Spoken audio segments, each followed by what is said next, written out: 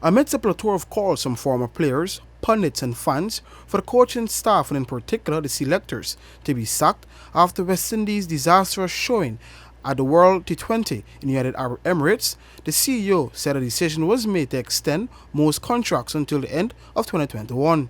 In October 2019, Roger Harper was appointed on a 2-year contract lead selector for the men's team, and his panel consisted of Miles Bascom and head coach Phil Simmons.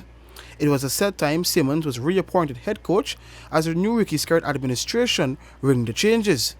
The CEO explained given the volume of cricket they had in recent months and what is on the immediate horizon, they opted not to make a rash decision at this juncture. Most of the team management as well as selectors are coming up to the end of their contracts or existing contracts that were signed on a 2-year basis in the main 2 years ago.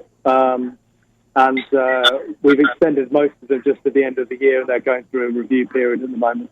So you're confirming that there has been an extension, but just to the end of the year? Correct. Just while we go through the review, we didn't really want to be reviewing performances and extending or not extending contracts during a World Cup. So with the amount of cricket that we've got going on at the moment, we've just extended everyone to the end of the year, and once we go through that review process, we'll be making the announcement. Grace said going forward, there must be effort made to implement programs or policies which are aimed at consistent development on a long-term basis. We're very focused as a management group on continuing to improve the system of West Indies cricket.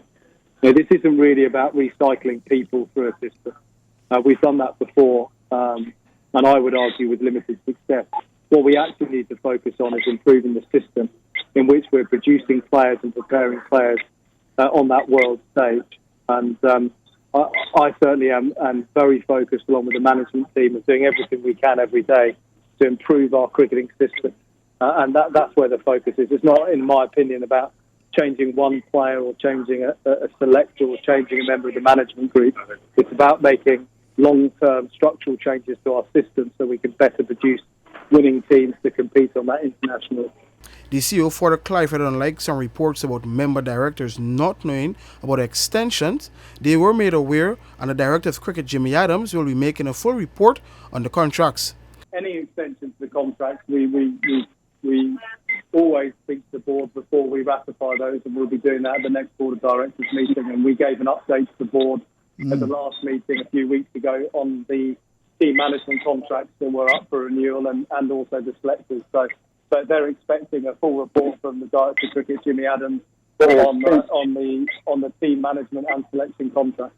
Oh, okay, because I spoke to 2 board members and board directors, to be precise, and they said they didn't know anything about the extension. No, well, at the last Board of Directors meeting, we told the board that we would be reviewing the contracts and coming back to the next Board of Directors meeting with a recommendation on what we assumed would be a 2-year extension. A committee including Dr. Kishore Shadow, Vice President of Cricket West Indies, Jimmy Adams, Phil Wallace and Chairman Enoch Lewis has started a review process of CWI selection policy. For the newsroom, Akim Green.